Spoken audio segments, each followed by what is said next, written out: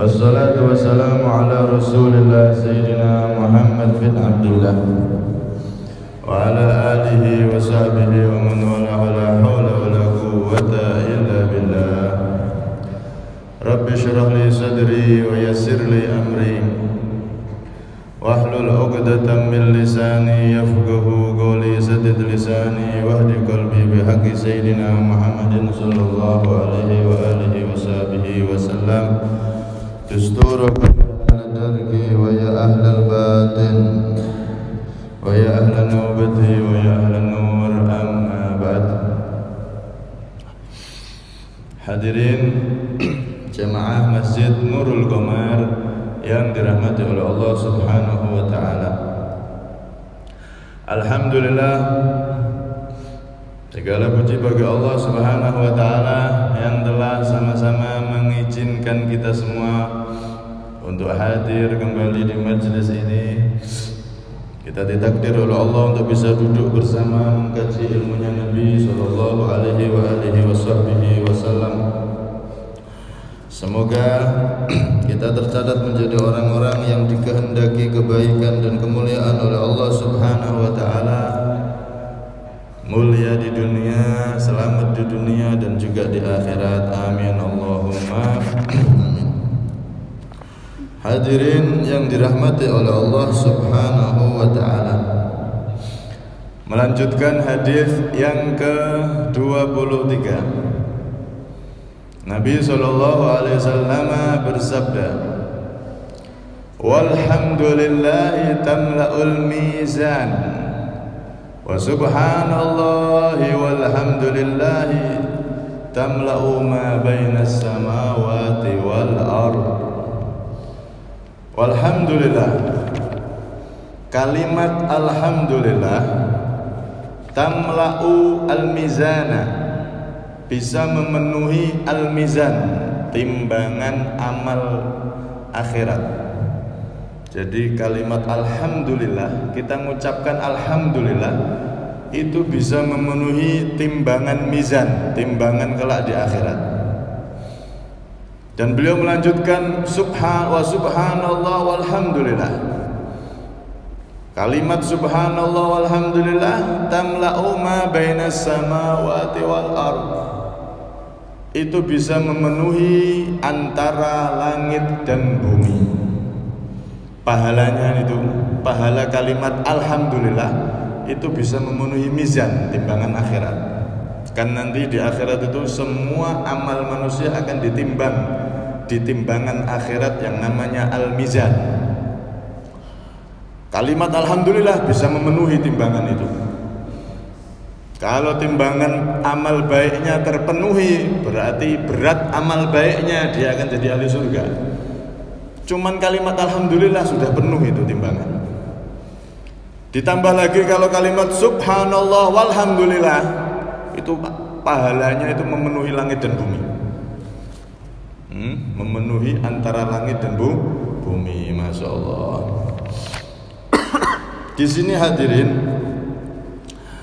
Nabi Muhammad SAW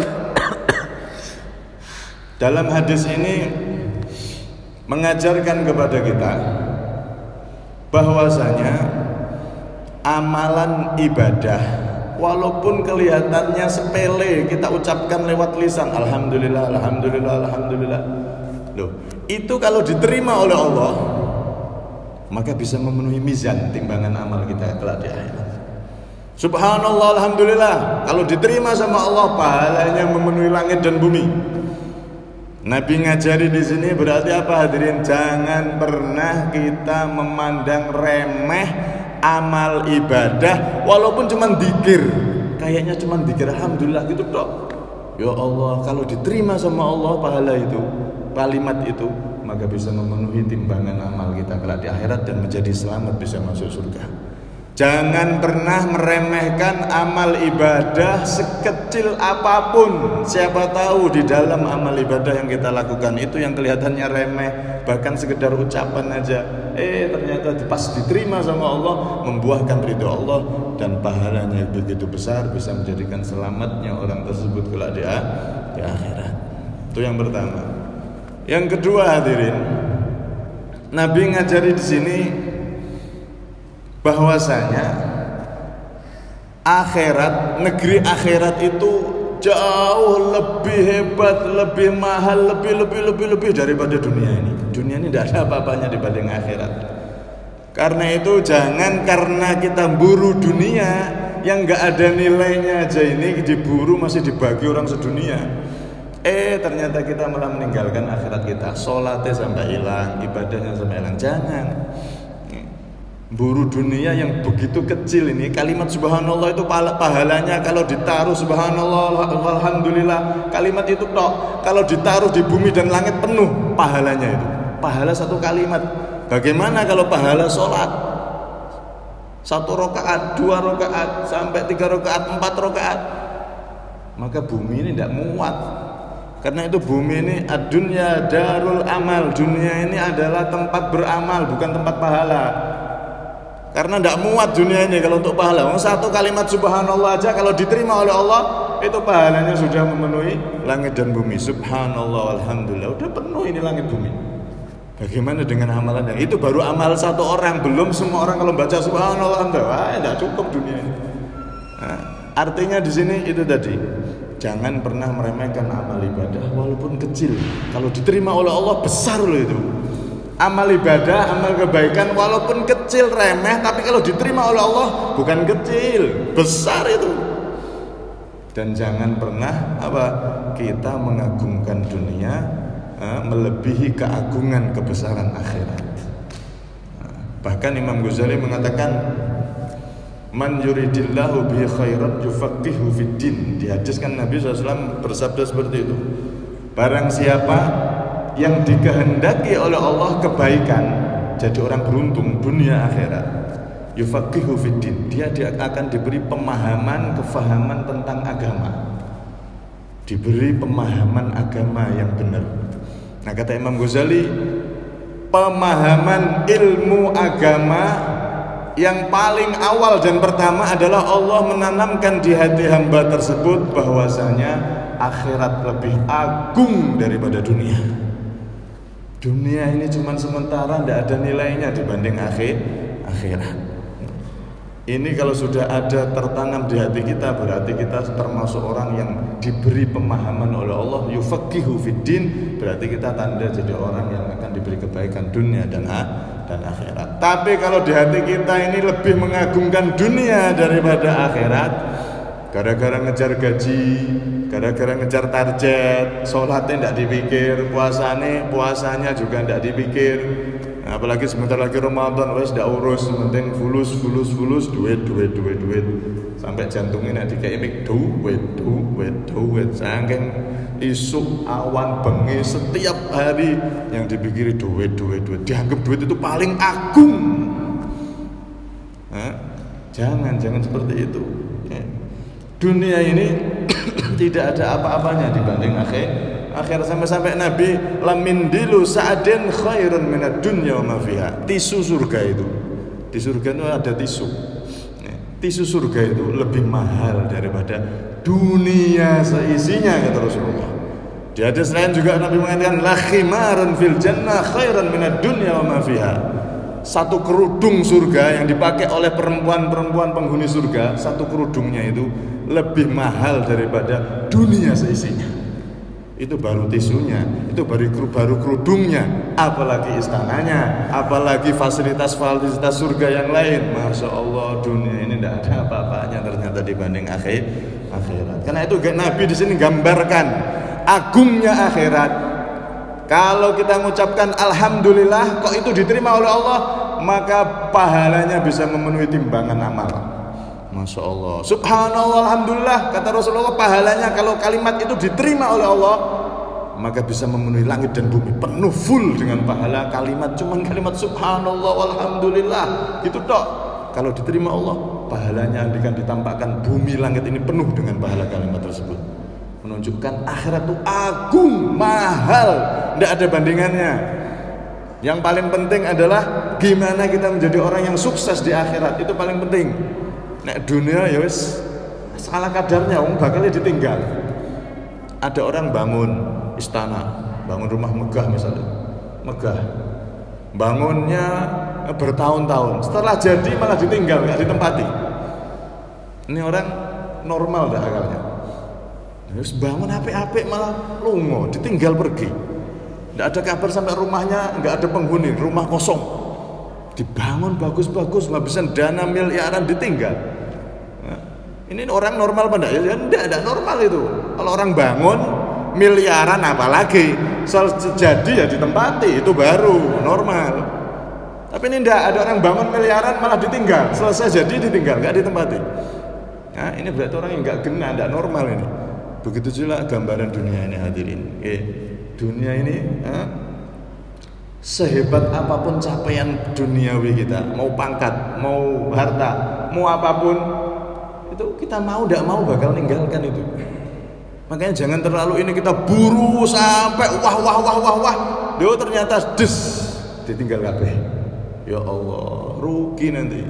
Dunia ya dunia, iya kita hidup di dunia ya harus urusan duniawi, iya jelas. Orang hidup di dunia kok, masa tidak berhubungan dengan dunia. Kita perlu makan, perlu ini, iya. Tapi jangan pernah melupakan fokus kita yang utama, yaitu akhirat. Karena akhiratnya jauh lebih agung daripada dunia. Sampai dikatakan dalam hadis itu apa? Nanti penduduk surga yang paling miskin itu istananya, luas istananya adalah 10 kali lipat luas bumi. Bumi ini kan sudah luas banget. Inna ardi wasi'ah, bumiku ini luas kata Allah dalam Quran. Kama qala ta'ala. Bumi ini begitu luas ini, nanti penduduk surga paling rendah. Penduduk surga ya cara sekarang paling miskin, penduduk surga paling miskin itu kerajaannya seluas 10 kali lipat bumi. Ada riwayat lain 11 kali lipat bumi. Masya Allah. Karena itu disifatkan di Al-Quran, wa idza ra'aita thamma ra'aita na'iman wa mulkan kabira.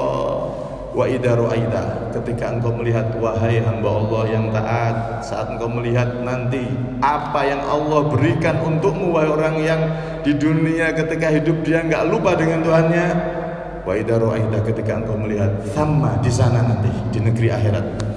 Ra'aita, engkau akan melihat na'iman, kenikmatan yang begitu dahsyat, wa mulkan, dan kekerajaan yang begitu, wa mulkan kabiro, dan kerajaan yang begitu besar dan agung. Masya Allah. Nanti kalau sudah masuk surga, bayang dunya kayak kita itu lihat nasi sate enak sama lihat kotoran. Wah, sudah ada apa? Nanti begitu nanti. Dunia yang dulunya mobilnya megah, terus mobilnya mewah, rumahnya megah, dibanding dengan rumah akhirat, loh kayak sampah. Lihat barang-barang yang mewah, kayak kotoran. Lihat kita sama sate yang makanan nikmat dibanding kotoran. Dunia itu kayak kotoran, nanti kelihatan ya Allah tidak ada apa-apanya. Dunia ternyata tidak ada apa-apanya. Karena itu di sini Nabi ngajari, ayo subhanallah itu kalau diterima dzikir tok itu bisa memenuhi mizan timbangan akhirat. Subhanallah, alhamdulillah bisa memenuhi langit dan bumi pahalanya jika dzikir kita, ibadah kita diterima oleh Allah. Karena itu jadilah kita orang yang ibadah dan memperhatikan biar ibadah diterima sama Allah. Yaitu apa? Dengan makan yang halal dan berusaha bersihkan hati. Jangan punya hati sombong, jangan punya hati iri, jangan punya hati dengki, apalagi bangga diri merasa lebih baik dari yang lain. Jangan. Bersihkan itu semua sehingga amal kita diterima oleh Allah. Kalimat alhamdulillah saja bisa memenuhi mizan timbangan akhirat itu. Disebutkan dalam riwayat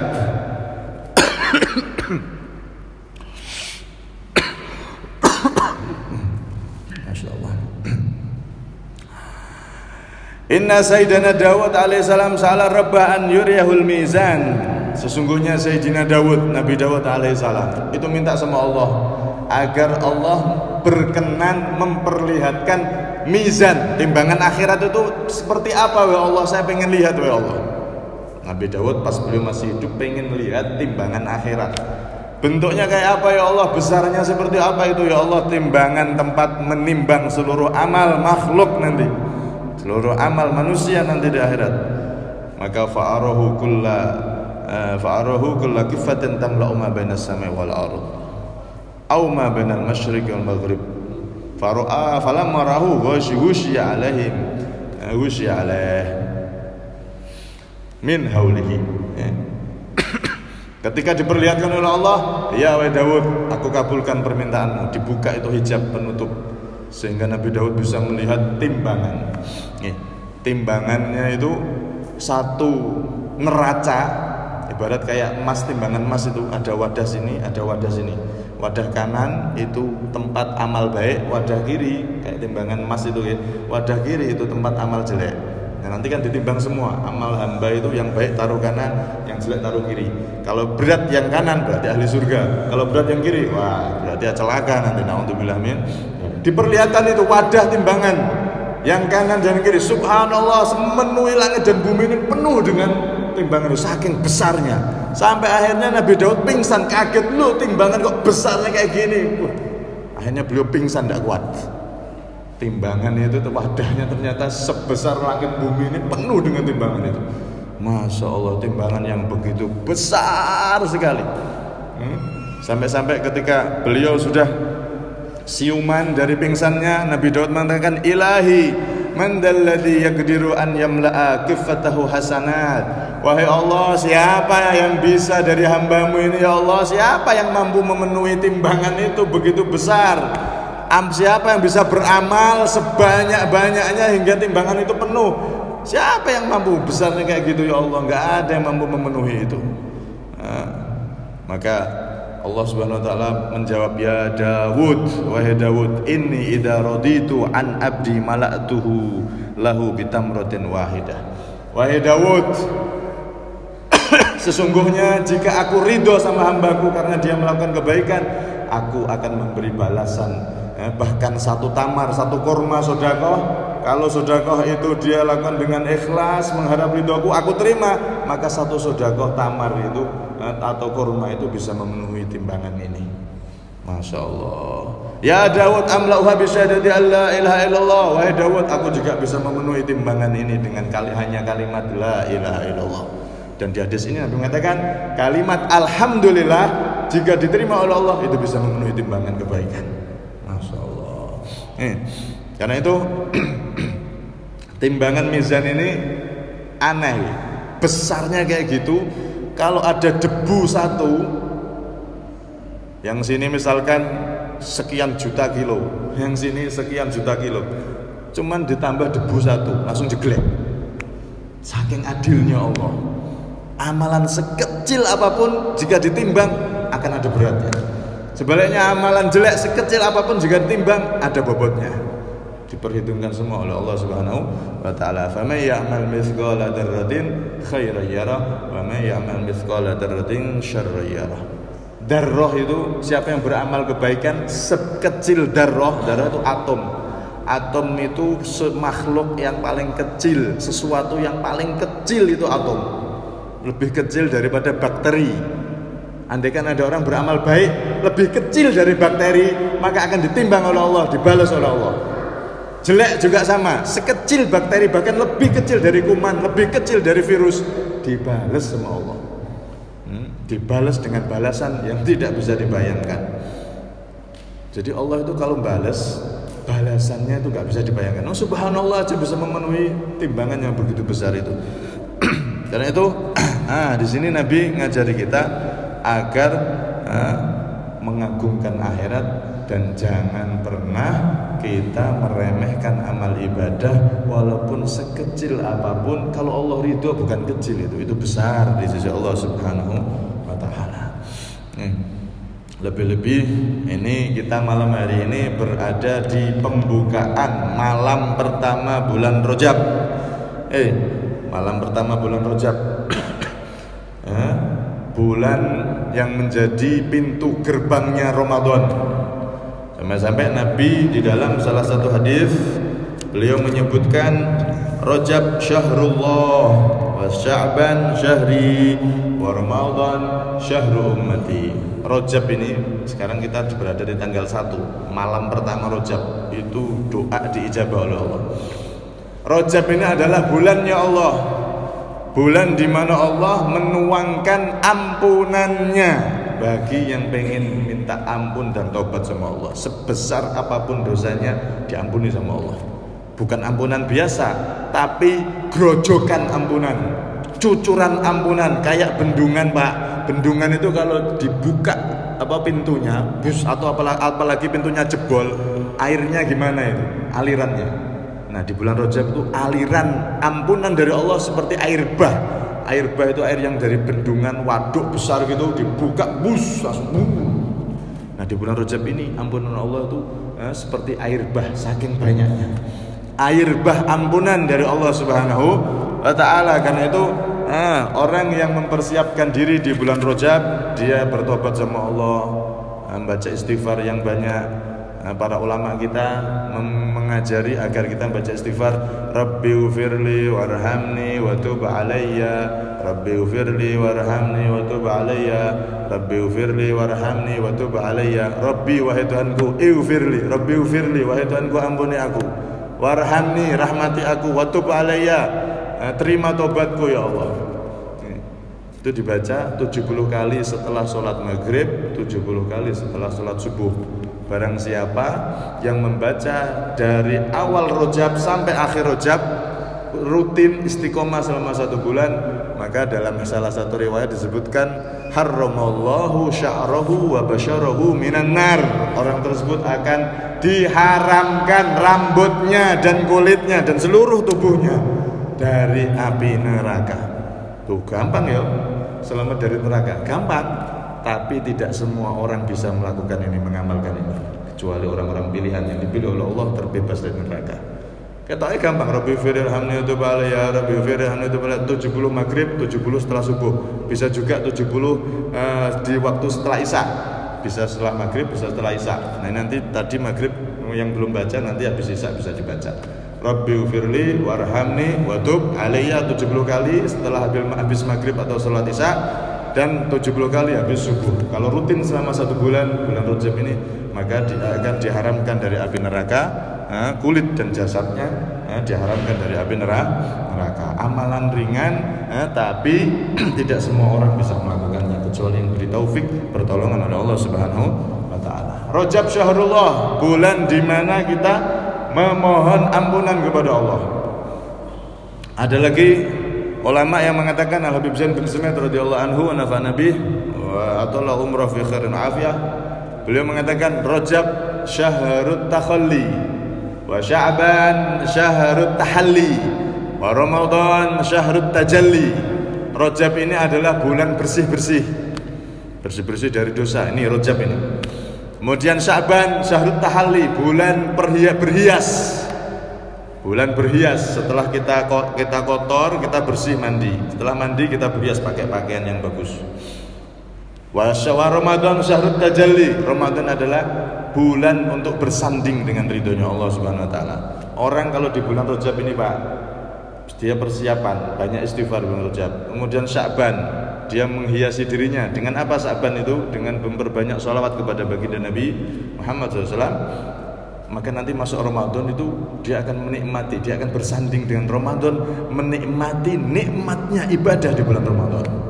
Kadang-kadang kita ini bertanya-tanya, lah iya ya, saya ini Ramadan kok datang Ramadan kok biasa-biasa aja ya, kok mejek males, kadang malah masih maksiat. Ya Allah, Ramadan kok kayak biasa aja. Ibadah standarnya orang yang beriman di bulan Ramadan kan sholat tarawih aja berat, bolong-bolong. Belum lagi baca Quran kok tidak bisa istiqomah. Padahal Ramadan, setan sudah diikat, tidak ada apa-apa sudah. Kok masih berat ya? Ini karena apa? Karena tidak ada persiapan sebelum Ramadan. Makanya kata ulama mengatakan apa? Rajab syahrul sakhi, Rajab syahrul zara, wa Sya'ban syahrul sakhi, wa Ramadan syahrul hasad. Rajab ini ibarat bulan menanam. Orang pengen panen buah sawit, ya ditanam sih. Gitu. Rajab ini nanam pohonnya. Sya'ban 1 bulan Sya'ban itu adalah ibarat merawat, menyirami tanaman itu.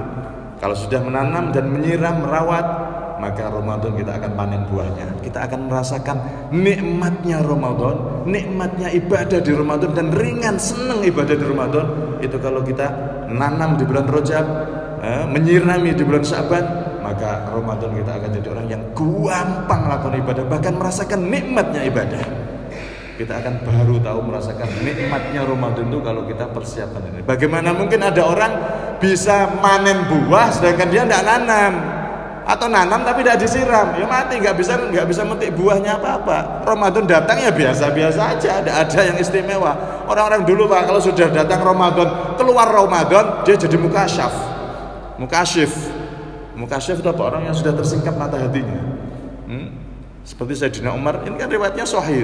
Sayyidina Umar ketika khutbah Jumat, ya Sariyatal Jabal, wahai pasukan naik gunung.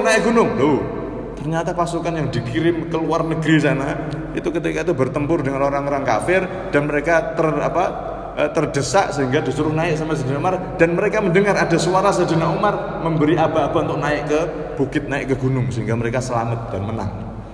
Subhanallah, ini namanya orang yang mukasyif. Mukasyif itu bisa melihat sesuatu, matanya bisa melihat tidak seperti orang biasa. Itu ada orang-orang yang sudah mata hatinya terbuka. Nah, orang-orang dulu itu Pak, kalau masuk Ramadan, keluar Ramadan, mata hatinya tersingkap. Saking dia benar-benar bersanding dengan Ramadan, memetik buah daripada Ramadan. Kalau orang dulu itu ada anaknya ini belum tumbuh kumis. Orang-orang zaman dulu itu belum tumbuh kumis sudah mukasyif. Hatinya sudah terbuka, kotoran-kotoran itu sudah hilang, dan dia bisa seperti kayak wali gitu sudah. Saking mereka bersih hatinya dan benar-benar ibadah di bulan Ramadan itu menikmati. Kenapa? Karena ada persiapan. Rajab ini adalah persiapan nanam. Sya'ban kita tanam persiapan untuk memetik buah Ramadan. Rajab ini kita tanam, berbanyak istighfar sama Allah. Kemudian Sya'ban kita menyirami tanaman itu dengan berbanyak sholawat kepada baginda Nabi. Dan nanti Ramadan, kita masuk Ramadan akan beda nanti rasanya. Kalau tidak percaya sampai buktikan mulai malam ini, Rajab, Sya'ban sampai Ramadan nanti. Kalau kita persiapan Rajab ini kita banyak istighfar, Sya'ban sholawat, banyak sholawat. Sholawat itu kata-kata banyak itu 300. Sehari 300, terserah kapan bacanya. Dan sholawat itu gampang. Allahumma sholli ala Muhammad, Allahumma sholli ala Muhammad bisa, atau sallallahu ala Muhammad, sallallahu ala Muhammad. Itu sebulan penuh Sya'ban baca sholawat rutin. Nanti masuk Ramadan sampai akan merasakan betapa nikmatnya bulan Ramadan. Nikmat yang nggak bisa diceritakan. Rasa itu kan nggak bisa diceritakan. Kurma ini manisnya gimana ya? Kalau orang belum pernah makan kurma ya nggak bisa. Manisnya itu nggak paham sudah. Rasa itu nggak bisa diceritakan. Ya ini kurma makan tahu rasanya, manisnya gimana. Begitu juga Ramadan itu manis, Ramadan itu nikmat. Rasa Ramadan itu nikmat bagi orang-orang yang hatinya sudah siap untuk menerima kenikmatan rasa, nikmat ibadah di bulan Ramadan. Karena itu persiapan niki bulan Rajab, kita persiapkan diri kita, berbanyak istighfar. Para ulama, guru-guru kita itu kita disuruh baca setelah salat maghrib atau isya, Rabbighfirli warhamni wa tub alayya, atau ba'da subuh, setelah maghrib dan ba'da subuh. Nah, itu dibaca 70 kali. Dan di bulan Sya'ban kita berbanyak sholawat, minimal sehari semalam 24 jam itu dibaca 300 kali. Nanti kita masuk Ramadan akan jadi Ramadan yang sangat istimewa. Dan ini rahasianya Nabi pernah bersabda, wa Ramadan ila Ramadan kafaratun bainahuma. Ramadan yang tahun ini sama Ramadan tahun depan adalah pelebur dosa-dosa antara keduanya. Artinya apa? Kalau orang itu masuk Ramadan dengan persiapan dan dia memetik buah Ramadan, maka keluar Ramadan dia jadi Idul Fitri, benar-benar suci, dan dia akan suci terus dijaga oleh sampai Ramadan tahun depan. Kalaupun dia melakukan maksiat, dia akan cepat tobat, dijaga oleh Allah. Kalau Ramadan ini berhasil dipetik buahnya oleh dia, maka keluar Ramadan dia akan dijaga oleh Allah sampai Ramadan tahun depan, terhindar dari segala hal-hal yang tidak diridhai oleh Allah Subhanahu wa taala. Ataupun kalau maksiat, dia akan cepat tobat, kafarah. Ramadan ini dan Ramadan depan akan dihapus semua dosa-dosanya oleh Allah Subhanahu wa taala. Karena itu, kita persiapkan malam ini malam 1 Rajab. Nah, di Rajab ini kita persiapkan untuk banyak ibadah, terutama istighfar. Dan di bulan Sya'ban itu dianjurkan untuk banyak sholawat, karena di bulan tersebutlah turunnya ayat innallaha wa malaikatahu yusholluna 'alan nabi ya ayyuhalladzina amanu shollu 'alaihi wa sallimu taslima. Perintah sholawat di ayat itu turunnya di bulan Sya'ban, karena itu Sya'ban dianjurkan banyak sholawat tadi itu 300 kali satu hari satu malam. Nanti kalau Rajab udah banyak istighfar, Sya'ban banyak sholawat, nah kita akan rasakan nanti masuk Ramadan kita akan bersanding nikmatnya Ramadan. Kayak orang tadi itu sudah nanam, sudah disiram, Ramadan tinggal panen. Atau seperti ibarat yang tadi itu, kotor, Rajab kotor, ketika kita kotor, Rajab ini kita bersihkan, mandi, setelah itu pakai baju pakaian, nah maka setelah itu akan bersanding di pelaminan. Kayak orang pengantin misalkan ya, pengantin itu sebelum duduk di pelaminan kan dia bersih-bersih dulu, badannya dibersihkan, mandi dan seterusnya. Setelah itu dihias pakai baju pengantin. Setelah itu baru bersanding di pelaminan. Begitu juga Rajab ini kita bersih dari dosa, astagfirullah, banyak istighfar. Nah, kemudian Sya'ban kita hiasi diri kita dengan sholawat kepada baginda Nabi, wangi. Sholawat itu kan wangi, perhiasan untuk kita. Nanti masuk Ramadan kita akan bersanding di pelaminan Ramadan, merasakan nikmatnya bulan suci Ramadan, dan tidak keluar dari Ramadan kecuali kita akan menjadi orang-orang yang benar-benar menjadi ahli Ramadan, mendapatkan kemuliaan bulan suci Ramadan. Semoga kita semua diberi panjang umur, sehat walafiat, dan kita bisa memuliakan bulan Rajab ini, menggunakan bulan Rajab ini dan bulan Sya'ban serta masuk Ramadan dalam keadaan yang terbaik. Amin Allahumma amin. Niki pas tanggal 1 Rajab itu pintu gerbang untuk masuk ke Ramadan, pintu gerbang untuk memetik buah Ramadan. Jangan sampai kita sia-siakan. Semoga diberi umur panjang, sehat walafiat semua. Amin Allahumma amin. Kurang lebihnya minta maaf. Hada minni wa lakum. Assalamualaikum warahmatullahi wabarakatuh. Bismillahirrahmanirrahim.